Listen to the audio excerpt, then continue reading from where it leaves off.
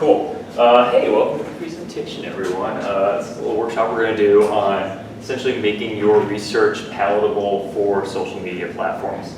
We're going to focus mostly on short-form video content. A lot of these things we're going to discuss, though, will apply across the board, whether you're making infographics or just making a general posts on social media. It's basically the idea of grabbing attention and holding it long enough to teach someone something, right?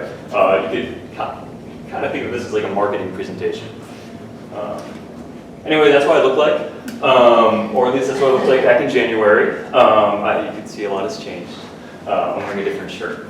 I am Bryan Keith. I'm the media design specialist for the Center for Language and Technology. We're right upstairs. Our whole thing is assisting you guys with anything you might need. In particular, I help with design, video, photography, so anything that's on a screen I could probably help you with. Bless you. None of that, guys? No, I'm kidding. Yeah, anyway, our objectives for today, we want to develop a confident approach to repackaging information, right? We want you to go into this having an idea of what you want to do with your research or with whatever information you want to put out to the world. Understanding your audience, this is a key thing that we'll go into in just a moment. And discussing strategies for viewer engagement and further pursuit of information. Right? We don't want them to just see your TikTok or your Instagram reel and end it there. We want them to continue on. We want them to look at your research. We want them to actually engage with the content and learn. This is hopefully going to be more of a discussion. We did this last semester in the spring, and there was a lot of back and forth. So if you guys have any ideas or any thoughts, raise your hand. We're all here to learn. We're all here to talk. I tend to talk quick, so just cut me off, that's fine. All right, so defining the problem. Our biggest problem is what I'm calling the academic barrier. I might copyright that name, so nobody else uses it. Basically, the idea is when we make research, we're making it for an academic audience, right? We're not making it for the general public. We're not making it necessarily easier to understand. We're basically making it for other people who kind of are already on our level. The average person is impatient and easily distracted. I'm sure we all experience this, right? Generally, if you haven't captured someone's attention in the first 6 to 10 seconds, you've probably lost them. And lack of direct engagement. We have these papers, we have these lovely articles that are published, but generally, if somebody ends up reading it, they don't have any way to interact with it, any way to discuss what's going on with it. It's just kind of a dead end for them. You have any thoughts on that? No? That's okay. We'll get more. Okay, so we have two focuses of this presentation. We have a content focus. That's the main thing we're going to be discussing. What are we making? What are we actually aiming to produce? What are our goals with that content? And what are our strategies to develop that content? And then, how do we make our information more accessible, right? How do we get people to our research? How do we get people to our websites? Things like that. We're going to delve a little bit into technique stuff, recording yourself, audio, video. We're not going to get too in-depth on that. This is not a training yourself to work a camera workshop. I'm approaching this with the understanding that we all have phones, we all know how to record ourselves on our phones. That sort of thing. But how do we make things slightly more appealing? How do we not scare people off? Which is very easy to do with this kind of material. So let's get into our content area. So the biggest thing I think we need to talk about is knowing your audience.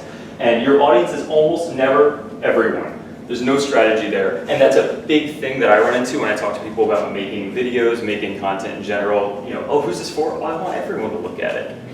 Sure, but how do you plan around that? You can't. You need to think about who the demographic is, the purpose. Why am I making the content? And who is that content for? And then how we want that audience to interact. So do we have any ideas of who our audience might be in particular? Teachers. Teachers, yeah. So fellow teachers, fellow academics, yeah. Is there any other directions? Just generally educators. Educators. Okay, so we're focusing on educators. What about people who are considering entering the field? Could that be a potential audience? So that would be younger people, would be people in undergrad or maybe even below undergrad, right?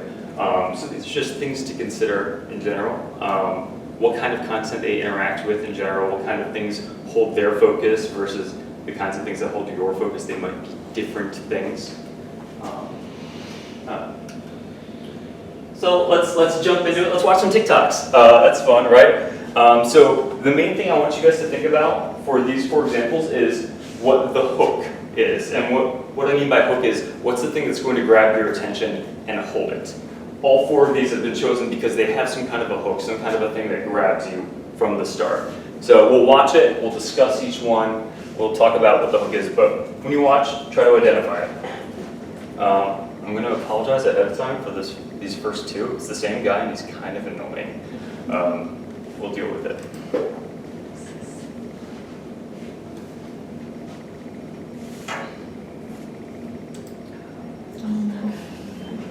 Next time you see the phrase type shit, notice how it doesn't have the word of. Like when you say this is some linguistic type shit, what you really mean is this is some linguistic type of shit, but you drop the of to make the phrase sound more natural. This is actually a very common linguistic process called ellipsis, and it's frequently used to make a statement shorter. For example, I waited for an eternity can be shortened to just I waited an eternity. And this... Okay. So what's he doing there? What's his strategy? Do we have any thoughts on like what he's doing at the beginning of the video? Do we need to see it? He's trying to speak fast to keep the viewer's attention. That's a big one, right? With information. Yeah. Lead with the answer. Yeah, he's got that pace going, and that's going to, he can throw a bunch of information at you at once before you have a chance to swipe away, right? Anything else that he's doing? He's using the word that's kind of popular in TikTok. Yeah. I mean, he's throwing out type shit, which is a little provocative, right? You know, he's not starting with a base level easy example. He's starting with something that's a little, I don't know, raunchy might be the wrong word, but a little more explicit. It grabs your attention more. If you also notice what he has going on here, look at what he's doing with his captions. Next time you see the phrase type shit, notice how it doesn't have the word of. Like when you... He has the word type shit right at the front. You're reading that immediately and you're like, why is this here? You know, you're probably not thinking that actively, but your brain is reading it, you're registering it. It's more information that you're processing. Okay, so that's our first one. Second one is the same guy. Again, I'm sorry if it's not for you.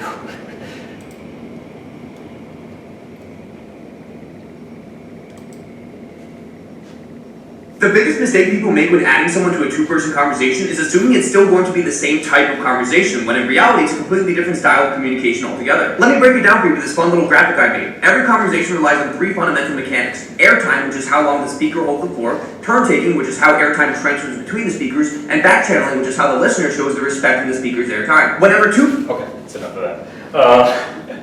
So what's he doing here? He's doing a few different things. Any thoughts? Yeah. It starts with like what you're doing. What are you doing wrong? Right, it's a problem statement, right? Like he's immediately saying, hey, here's an issue that you didn't know about, and he's bringing it up, and then you're like, well, okay, what's the issue? What's the issue with introducing a 3rd person into the conversation? Anything else that he's doing here? Oh, sorry, go ahead. You've got an article on the background. That's a really good one, right? So without explicitly saying it, and I think he does later on if we were to watch the full thing, I won't make you do that. Without explicitly telling you that this is information from an article, he's implying it, right? Now that can be used for nefarious purposes. I could say something incredibly wrong, something that's false, and have an article behind me. We're not going to do that. But that's what he's doing. He's implying that this information is from an article. Maybe if you're interested in what he said, you might go find that article. Did you have something else? Yeah, and again, he's talking fast. Not everybody's going to be doing that for these. All right, let's jump into the next example.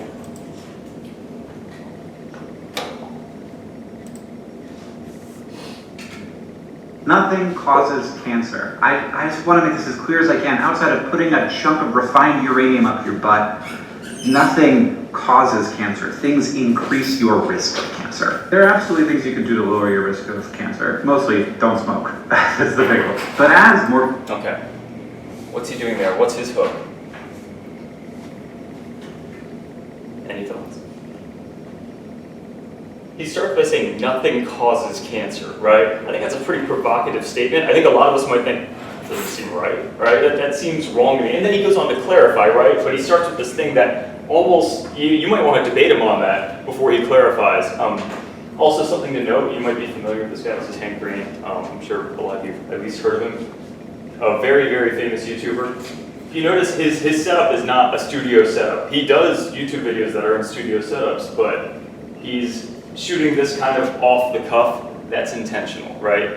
Because in a TikTok environment, things feeling realer is more highly valued. If there's a studio setup, people generally think this is fake, I don't want to deal with it. But this is a science educator who is aware, hey, I'm speaking to a younger audience, I want people to latch onto what I'm saying, I'm just going to make it feel as real as possible. I'm just going to record on my phone.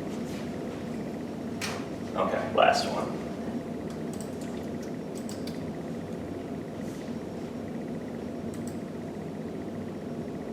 Languages like Hebrew, Arabic, and Farsi are notoriously difficult languages to read because they have no written vowels. Well, they do, but outside of children's books, dictionaries, and some religious texts, they are very rarely used. For example, this word can be pronounced pasal, as in a sculptor, or pesel, meaning... Okay.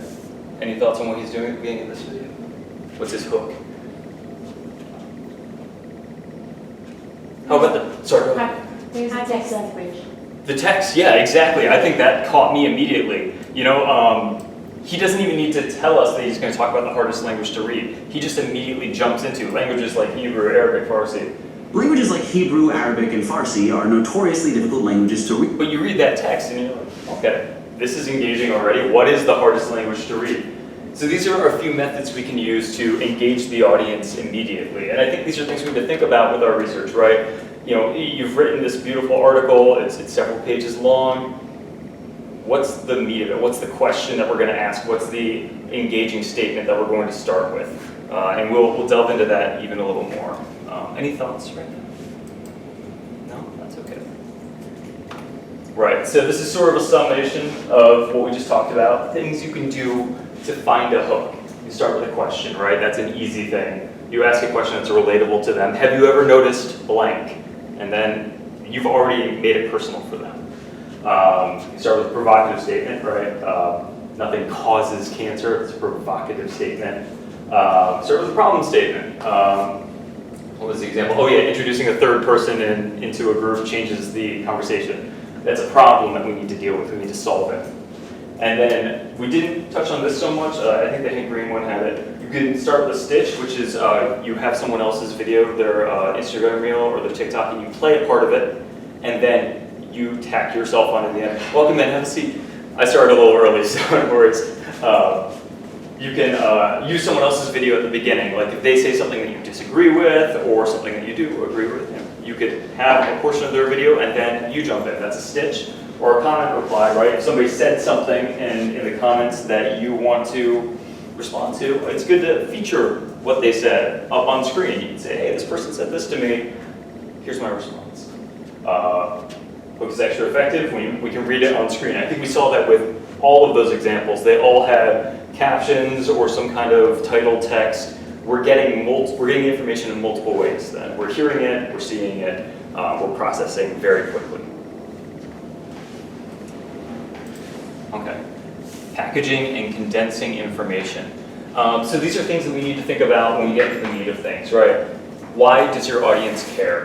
You thought about this with the hook, but we also need to think about this for the body of the video. Videos are short, we're talking about less than a minute. So we want to make it as relatable as possible, right? The ellipses video that we watched, he could have been talking about anything, but he decided to talk about type shit as his focal point, because it's relatable to his audience. Connecting to their world, very similar to relatability. Don't get bogged down in the details, right? That's for the article. That's for your long form content. What we really want is the larger scope. We want a top-down perspective on things. Cutting the flow off, kind of the same thing as above. So typically we're trying to stay surface level. Even if it's for academics, we're trying to entice them to engage with our material. They're going to follow through once they're interested. Does this make sense? Okay. So here is an example of cutting down the fluff of something into something a bit more bite-sized. This is a 3-minute video that I was given. I think it's in SLS, maybe an undergrad interview. And it's going to feel long. 3 minutes is going to feel very long right now, and we'll cut it down to, I think, maybe 40 seconds or something like that. But we'll watch the full thing. And I want you to think about, one, what your hook would be, and two, in general, what sorts of content or what bits are irrelevant as we walk through this. And I'll stop it partway through so we can discuss.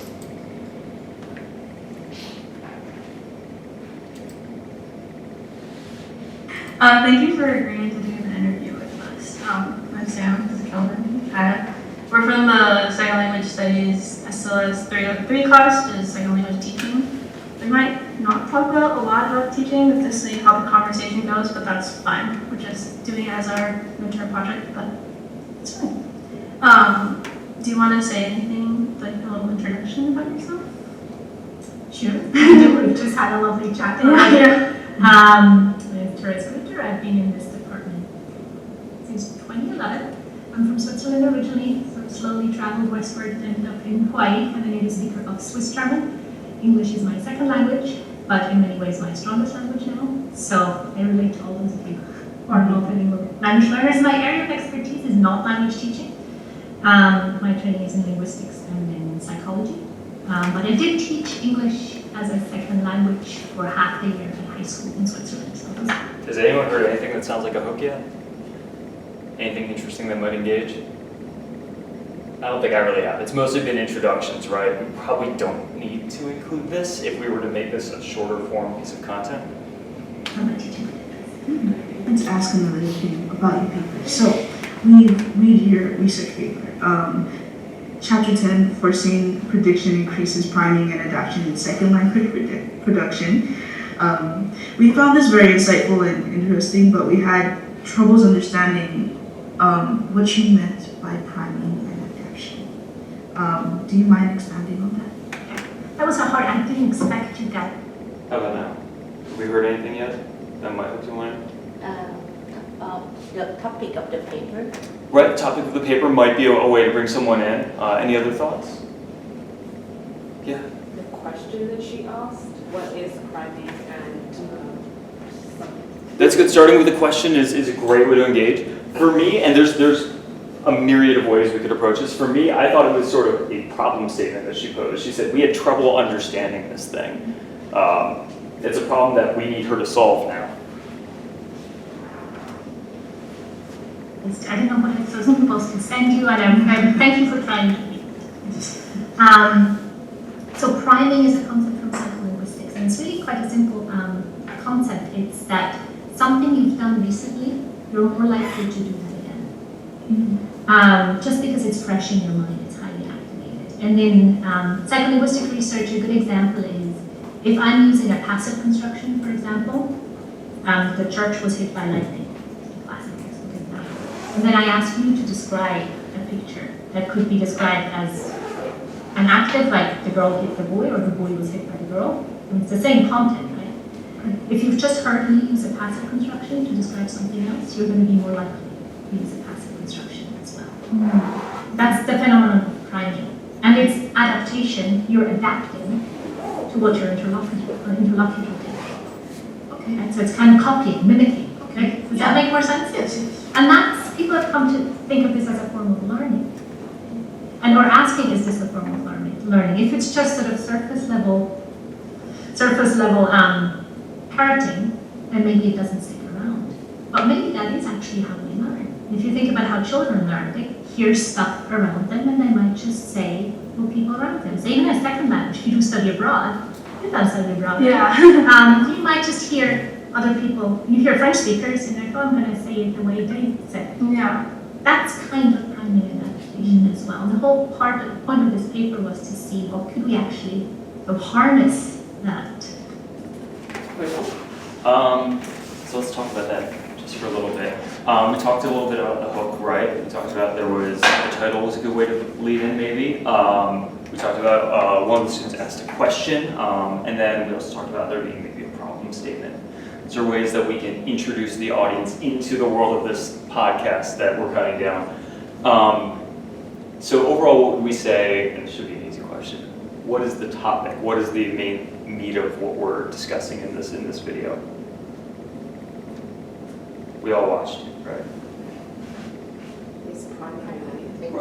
Right, it's about priming. So we should probably start by cutting out any information that isn't about priming, right? So all the introductions at the beginning, I think at one point she talked about studying abroad. We could debate if that's interesting or not in relation to priming, but it's something where we go through and maybe we start by cutting out everything that's not related to priming, and then we can start whittling this video down, right?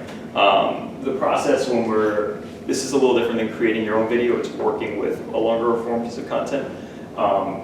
It's a process of whittling. We're going to cut down and cut down and cut down until we're at the core idea of what we want to talk about, and then constructing a narrative out of those little pieces that we've cut. Does that make sense? Okay. So I have a cut down of it. I did it very quickly, so it's not my best work.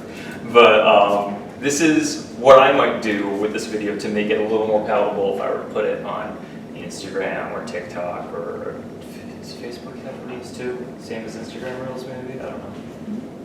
Yeah? Okay, cool.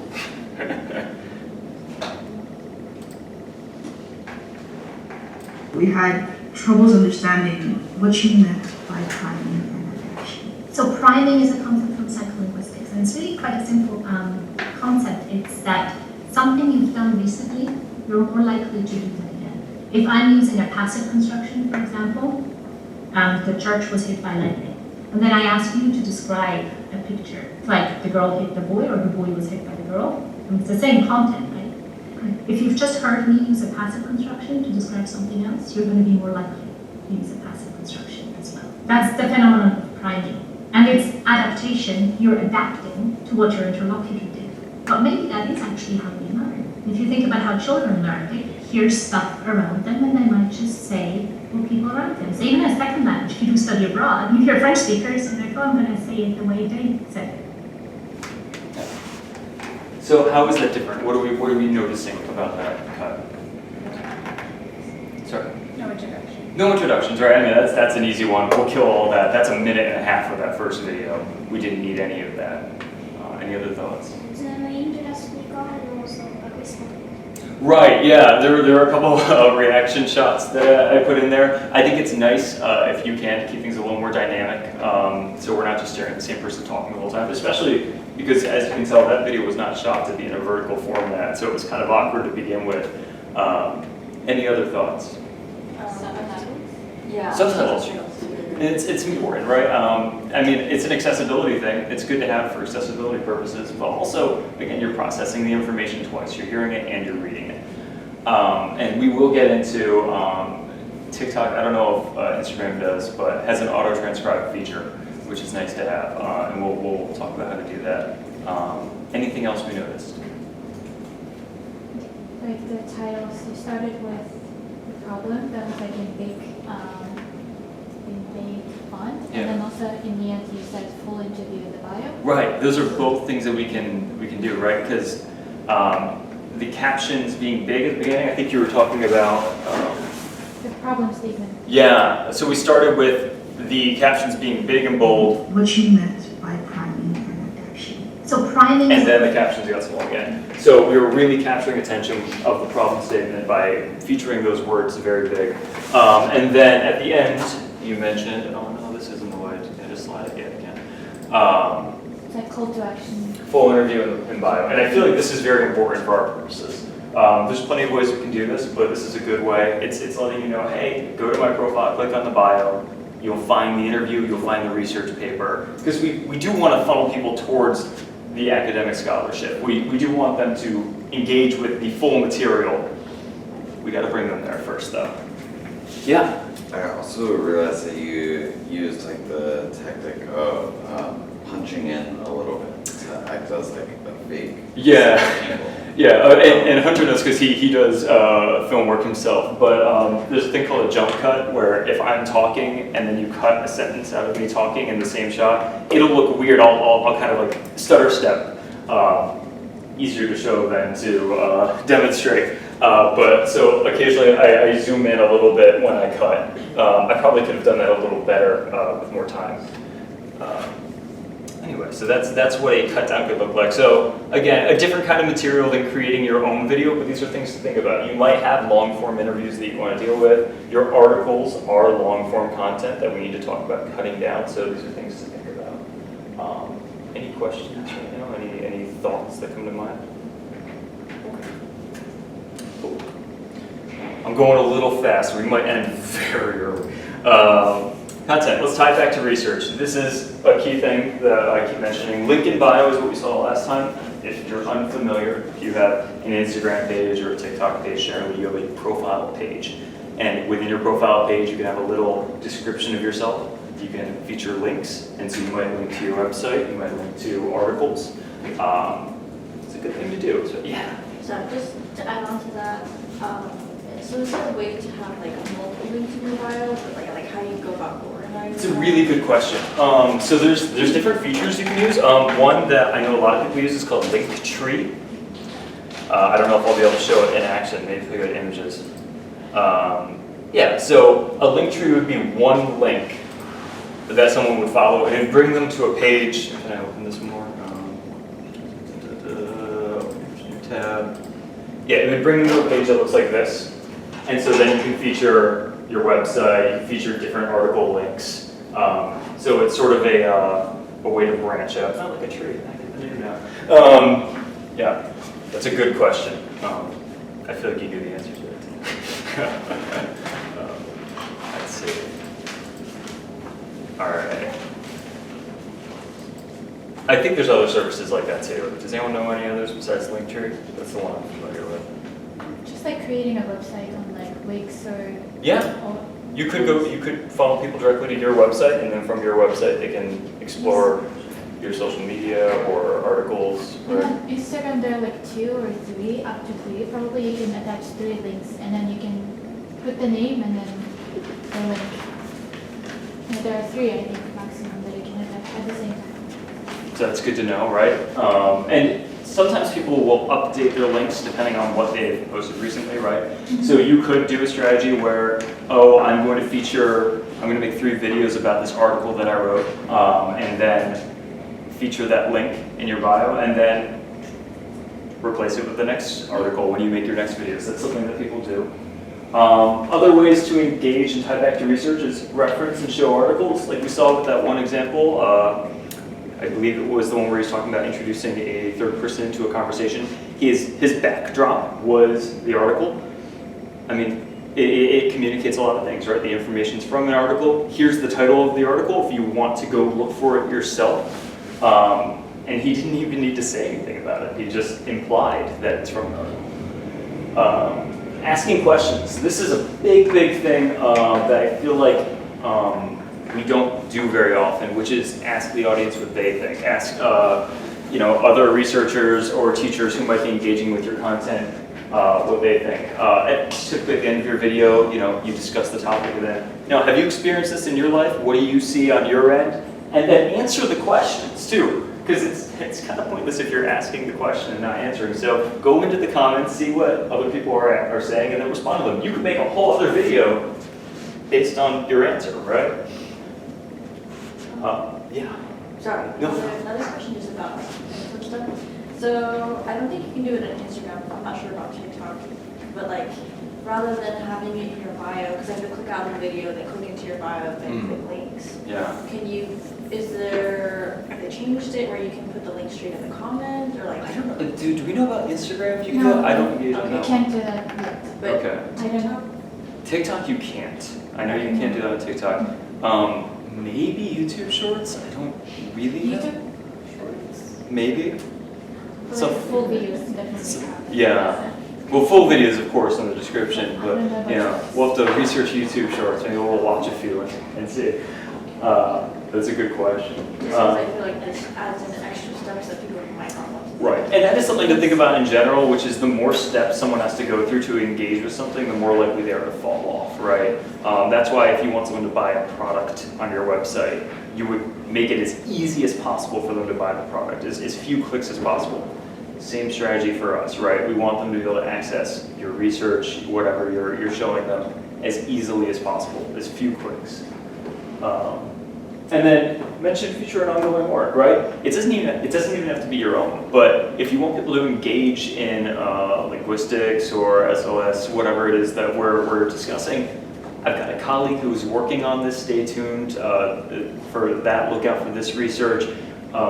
It shows excitement about what you're engaging in, and your excitement will be infectious.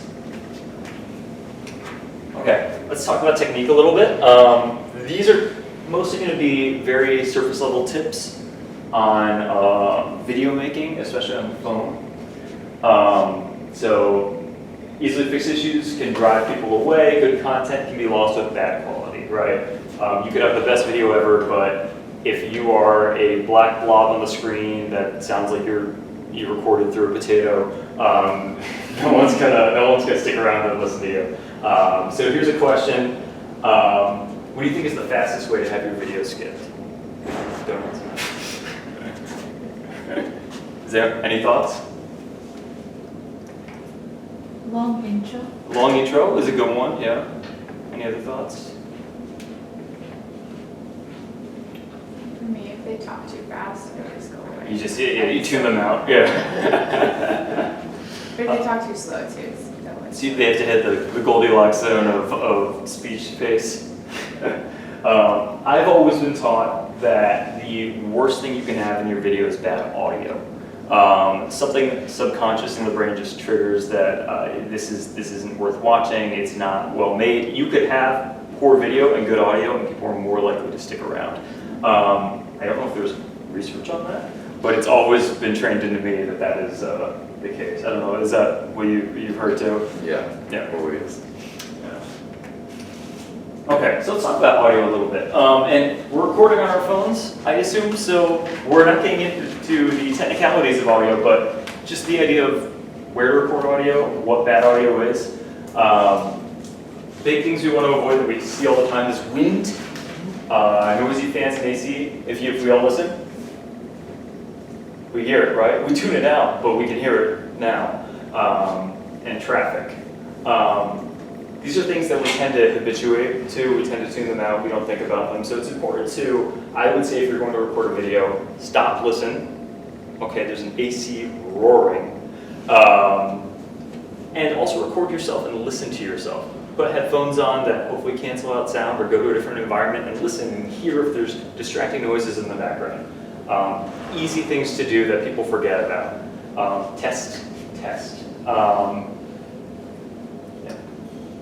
Next thing, lighting. I'm mostly going to focus on one big thing. No, two, I guess. Better lighting is better video quality. The way the sensors in your cameras work is they're processing as much information as can reach them. If it's darker, they're processing less information, and so they're introducing noise, which is all the grainy sometimes. They also tend to blur colors together in a way because they can't determine the difference between these two colors. Like if you have two very dark colors next to each other in a dark environment, the camera's going to see a black blob. So you want to be the brightest thing on your screen. So put a lamp in front of you, put the sun in front of you. Conversely, don't put the sun behind you. Windows are your friends usually. If the sun is pouring in on me right here, I'm very bright, but we see this on Zoom a lot where someone has a window behind them and it's very bright behind them and they are a silhouette. We can't see them at all, right? And it's something people don't think about because they're like, oh, the window's nice, it's beautiful outside. You should be the beautiful thing on camera, that's what we want. Okay, let's talk about resources a little bit. I work for the Center for Language and Technology. Have we all heard of that? Yeah? We're right upstairs, and we're here to help you with these sorts of things. So one thing that we offer is our media station. See how happy she is? You could be that happy too if you work with it. Basically, it's a computer that we've dedicated to hosting all kinds of software. We have the Adobe suite on it, all sorts of other things that, for you to play with. And all you need to do is schedule time, come in, and you can engage with it. You can work with it for right now, however long you want. We don't have a ton of people coming in, so you can block off hours if you want. I'm usually around, and I'm there to assist. So if you don't know how to do something, if you want to learn to edit a video or something like that, we can sit down and we can work through it. view it as your own personal little workshop. Yeah, and you're invited to come play around. Oh, I should move that, but our website is right there. More resources. This is sort of like the CLT ad portion. I apologize, I don't really. Podcast studio. We have a little podcast studio that you can go in and record. If you want that good audio, we've got wonderful mics, we've got a great setup. So again, you just schedule a time, we get you all set up, and you can record your short form content in there. Last thing is our one button studio that's on this floor. It's over there-ish. I like to call it like the kind of one button studio. The idea is that you go in and press a button and then you can record yourself on this, which is kind of a green screen. It'll feature a presentation behind you. You'll be standing in front of it like a newscaster. Yeah, you can come in and record there too. That's a great way. Say you want to have your research featured behind you, you could do it that way. Though TikTok also offers sort of a green screen effect, similar to how Zoom works. So you can do either of those. All right, let's talk about transcription a little, because I feel like that's very relevant to a lot of our work. TikTok can auto-transcribe in a lot of languages. It can't do 2 languages at once, from what I've seen. I've tested it with my wife. I spoke every language I know, which is English, and then she did other ones. And it can't do a back and forth between us. So the strategy that we came up with is, if I record a video segment and transcribe it in English, I can save, like download that video with the transcription, and then she can record a video segment in Indonesian or French or whatever, and we can put those 2 videos together. It's not the best workaround, but it is a way to include multiple languages. I know this is multi-lelo, so featuring multiple languages feels important. So let's, do we have people with TikTok on their phones? Anyone? 1, 2, 3, okay. If we could all sit next to somebody who has TikTok on their phone, so we can all look at this and see how it works. You guys can all move. I am offering the services of TikTok. And people can come over to me too if you want. We're just going to walk through briefly. How to do it. So we're going to start by recording a little video. You guys can point your phones at me if you want, or whatever you want. I'm going to do something fun. My mom texted me this morning and asked if, she texted me and my siblings and said, do you guys know who George Harrison is? And okay, good. So, yeah, and I guess it was her and her coworker discussing that. So here's the video. Can you raise your hand if you know who George Harrison is? Wait, no one? That's one of the Beatles. Okay, thank you. Okay, good, okay. So that was, you guys should have been recording too. I'm sorry, but can you guys both record a short little video of talk? Oh, yeah, okay. Wait, are you recording right now? No. Okay, just record here. Record me and I'll talk at you. It is amazing to me that it turns out that 2 out of, I don't know how many people this is, know who George Harrison is. He's one of the Beatles, probably the lesser known one, it turns out. Okay, that's enough, probably, right? Okay, so if you guys can gather around somebody who has a phone right now. So we've made our recording, and I'm just going to click the OK button. So you already.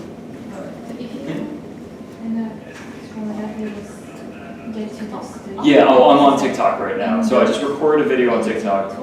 And Asia, do you know how to do this, or do you know? Okay, so you have your video, right? Did you hit OK? Yeah. Okay, so if you hit this down arrow, and you hit captions, do you see that? Yes. It should auto-transcribe your captions, and it's pretty good. So that's an easy way to get your videos auto-transcribed. I feel like it's very helpful for our purposes especially, and we just talked about having subtitles in general is super helpful. So that's all I wanted to make sure you guys know how to do. You can change the language, obviously. Like I said, can't really do 2 at once. You don't have to post it, but we can. You don't have to post. You And can. to use this for other purposes or. Right. Yeah. You can just make the video. You don't have to post it, and then you can just download it to your purposes. We can use videos After. Yeah, I think you should be able to bring a video in and have it transcribed as well. I believe you can do that. But again, this is just one way to do it. I feel like this is one of the more accessible ways to get transcriptions. You don't like the. But there's a myriad of other ways to get transcriptions of videos. Adobe Premiere will automatically transcribe your videos, but you have to pay for that. So yeah, that's just one feature I feel like might be relevant for everyone here. And now I have my poll on George Harrison, which is the main purpose of that. It's automatic also, because the machine with Cambodia. So that's our question. Like, at first it was fine, the Yeah. last 10 seconds. Alright, we'll just, and we captions. So did you guys manage to get your transcription? Is something? In Cambodia. Okay. Let's do it from the. Like to say something. Oh, yeah, we're trying different languages? That's good, Yeah, yeah. yeah. Hey, this is a workshop, let's workshop. 10 seconds. Okay. Ask 2 questions.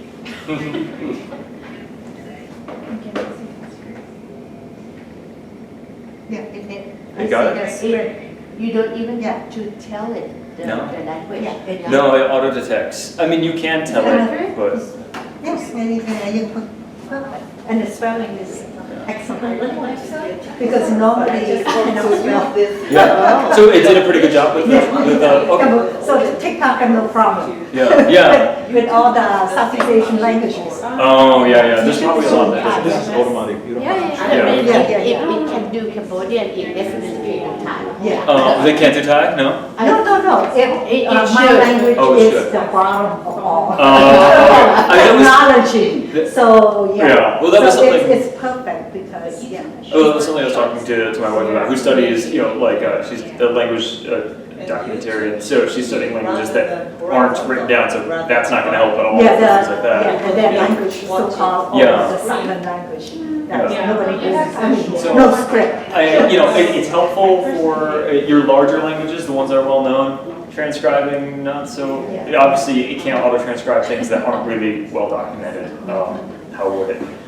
Okay. I think that brings us to. All right. This is a sort of group project that we have. This is actually where we're going to wrap it up on this too, so we can take as much time as we want because I kind of sped through. We're going to look at an SLS or a multi-level article, and I just want us to sort of group up, pair off, and discuss how we might package that article if we were to make it a short form video. You don't have to make a video. You can if you want. It'd be kind of cool if you did. So you can go to this QR code or you can follow that link. I'll also open it on the screen. When you do this, that's you have to work from there.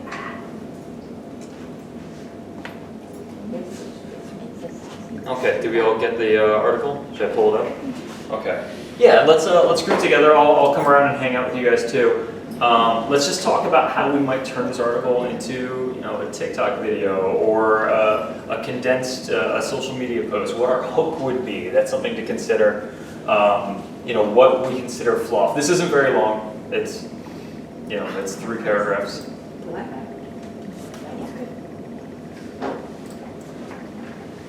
Oh, I'm sorry. Did you want the QR code? Go back to the Yeah, I got you. Thank you. Mm-hmm. Wait.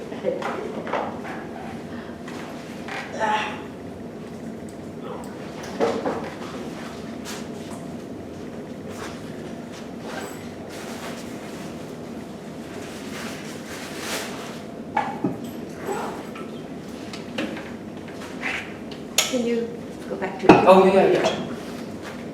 There you go.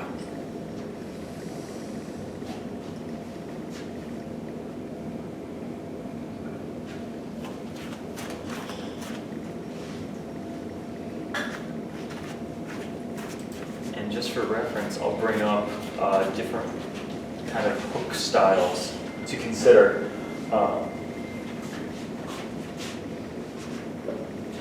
And I'll come down here.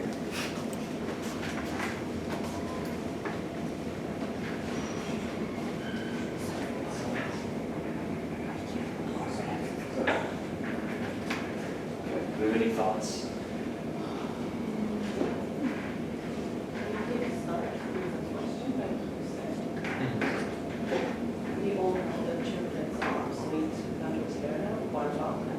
Yeah. Yeah, I mean, it's a great way to put it, right? Like, when you were a child, you learned the language of thinking about it, and you're an adult. I think it's a great strategy to bring us in. Let's see, there's some conversation going over here.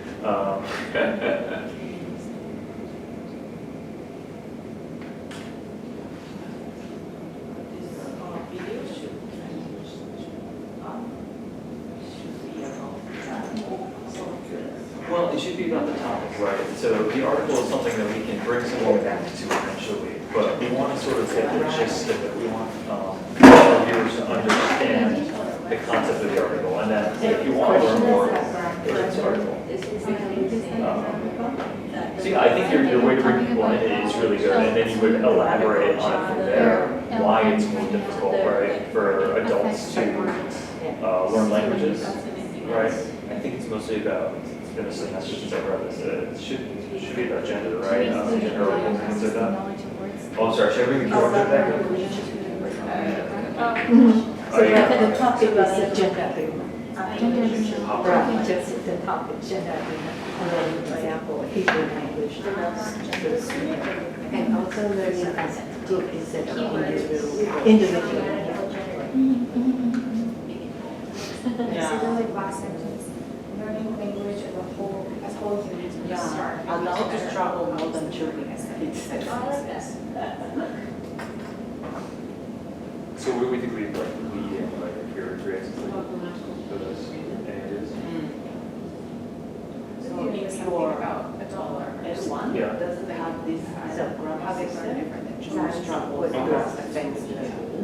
So it would be like Talking about the article.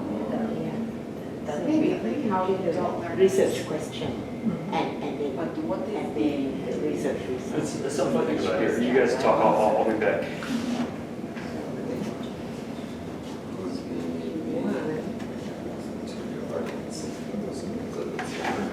I'm going to poke my head in. Do we have any initial thoughts about how we might engage viewers or potential audience for this article? Through speech. I might start with a word like, did you know that? What about the other part? Yeah. So did you know what? Did you know that your, I don't know, first language affects your second language? Sure. Something Can we make it a bit more relatable to them somehow? Could you have gender? Yeah, well, I mean, that's like a big portion about this is about gender, right? And like how it's difficult. So you could do something like, hey, did you know that your pants have a gender? And for English speakers, that might be surprising, And then the other one is about the article. Yeah. The duck and the up. So that's the gender agreement too, because the article you have to go with the gender form, right? Right. Yeah. So basically, article is to indicate gender, basically. Yeah. So gender,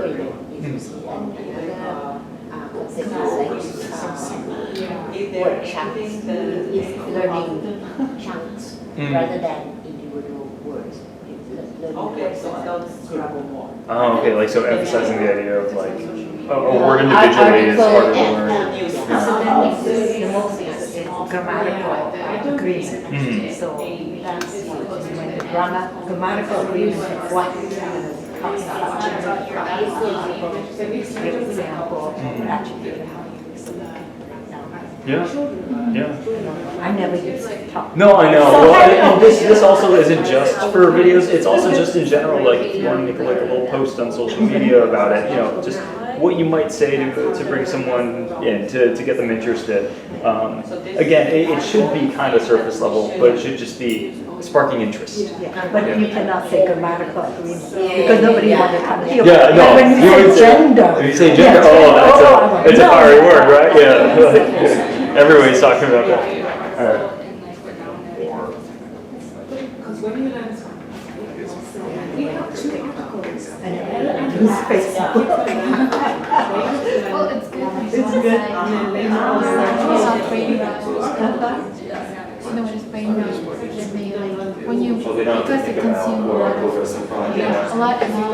big amount of short So adults should also learn that, not like gato, pero, separately and la and it kind of decreases your attention span. And So sort of like focusing on it becomes really hard to understand complex terms or like articles. It becomes really hard to read an article.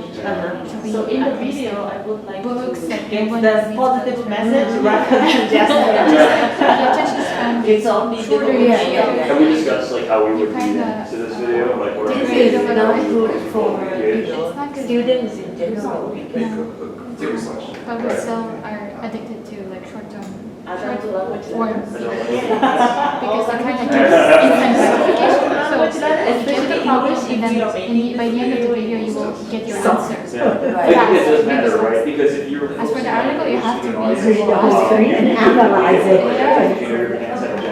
which would be a surprising thing to people who aren't familiar with languages. But if you're focused on people who already speak gender languages, then that's not surprising or interesting at all to them. So audiences supporting there. AI You can to do this job regularly. That's going to give instead of giving us only articles, like find the book for this article for short what would the you can use all of these hook, find the hook, all of that statements, put it into and then I will spit it out. You can do that, I do. Yeah. But it's Just not get mindful. blindfolded too. Sometimes it gives like Is that- super dramatic or It's kind of the same as super Instagram. fake. It's like Instagram Reels and Facebook Reels. Yeah. But at least it's a good start, right? It's a good start and you can get some ideas. Modify Different packaging. that, edit that on your own. Any I thoughts use it. I on use it the a lot. article and how It does give some to ideas, but communicate it? it's not perfect. What's our general idea? Like you said, you have to One modify can it. be like a audience. I'm learning this. A lot of my friends that aren't in like linguistics or language studies are actually like people who like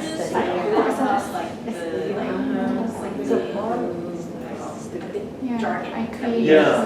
typical for like the having like Which is a Instagram. big barrier. Oh, that's Yeah. right. That's interesting. Yeah, I use Like it. I feel like that You can almost literally relates put to, this and as then someone who's tried put Duolingo the many text times, on like, hey, the have you tried article and say, to build those languages before? You know, like this concept might be going on, this might be So the reason. usually what So it's sort of like a problem statement there. links about TikTok. I'm on the 250. One to one. Right, but for two, choose my two. I oversold it. So the limit That's is Spanish. 1.5. It's the only thing I'm There's no limit on familiar TikTok. with. For Instagram, it's 1.5. It's not helping. So that you do your pushes through. Actually, the You can make it longer, but for it to push through the reels for your page, like the channel, so that it will be shown to more people, you have to do within those 1.5 minutes. But for TikTok, it's 10 minutes. You can Some But no one's They check what's your research on. My research, global English.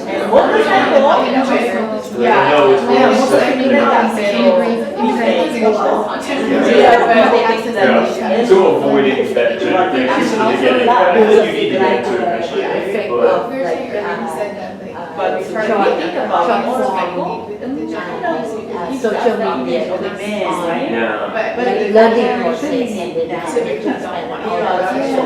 I'm sure there are some worried. It does make a big effect, like who you're Kids, exposed to, I yeah, think. that they would grow But up. you're right, like what medium they're into, sure. Reading I'm like, I know for sure that's where my articles or real books or finishing with all Comes over. Explain Oh, chemistry in no, we simple were words talking on because we TikTok. had That's a good side of TikTok. Visualize yourself. It is a really good idea, actually, yeah. And then play off of that. Yeah, or you don't think it yourself, but this is what Yeah, what it thinks about, it starts ideas, right? I always forget to use AI for things like that, it's so useful. not just one form or another.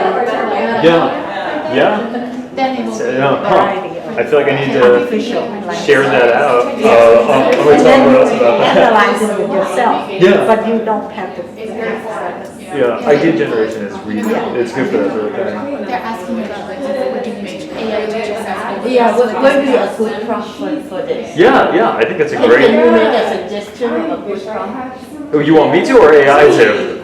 You could put that as a Oh, yeah, exactly, give us Yeah. like Oh, so like, prompt so- to give Gen AI to use this task. Yeah, like so you'd write to ChatGPT. As a prompt. As a prompt. Yeah, maybe I think you would just say, hey ChatGPT, I want to make a short video about this article, and you copy and paste the article in. Can you give me some suggestions on how to start it? Yeah, even co-pilot, you can do that, insert it, and then take seconds to do it, compare, say which one. I bet can even. Can I tell it to create a short? Yeah, oh, you might be able to actually, yeah. Yes, Well, you could probably ask it, hey, can you write a script for me that would be 40 seconds based on this? Yes, Yeah. and I can also make a video. Yeah. Even my videos, they can do that. Yeah, they did. Even like Sora. No, They're getting there, not quite yet, but we're very close to it. Yeah. So, hey guys, this group had a very interesting point.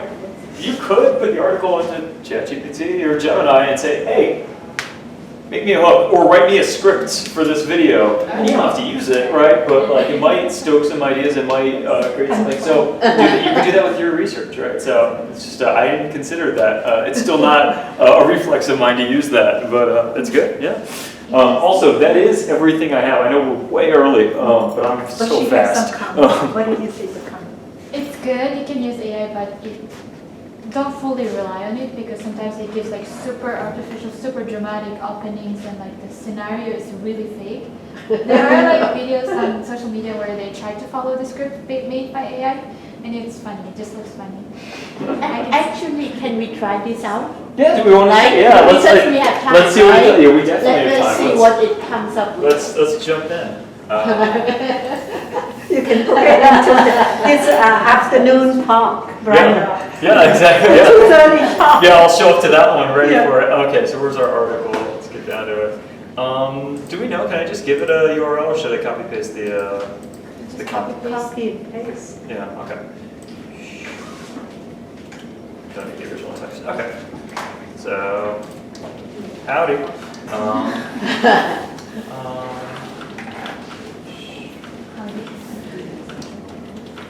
40 seconds.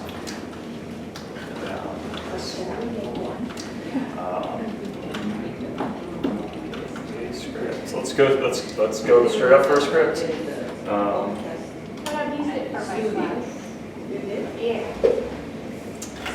Wow, opening scene. Quick cut of a busy classroom. Okay, so this is doing a full-on video for us. Learning a second language as an adult can be tough. One of the hardest parts, grammatical gender agreement. So this kind of touched on something that I think our group in the back was briefly talking about, which was our hook being it being difficult to learn as an adult. I don't know if this is our best hook, right? This isn't super engaging. It's a little clinical, but it might generate an idea. But I mean, if we look, it did give us a pretty concise script. You might be able to twist that into your own thing, add some personality to it, because it certainly is not putting any personality in. And I think that's probably important for engaging an audience. But yeah, it does work. Good idea. I like that. I'm going to add that in for next time. Cool. Anyway.